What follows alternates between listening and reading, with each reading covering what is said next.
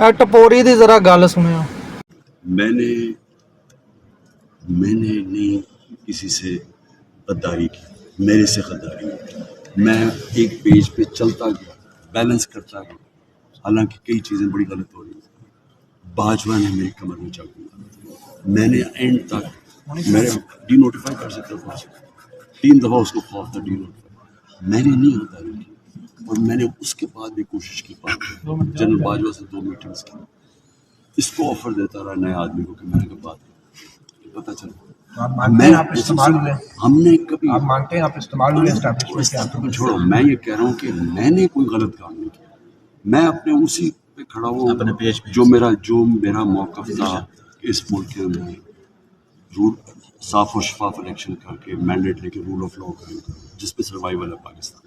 Investment नहीं आने लगी जब तक। ਇਹਦਾ ਮਤਲਬ ਇਹ ਵੇ ਕਿ ਮੈਂ ਬੜਾ ਚੰਗਾ, ਮੈਂ ਕੋਈ ਗਲਤ ਕੰਮ ਨਹੀਂ ਕੀਤਾ।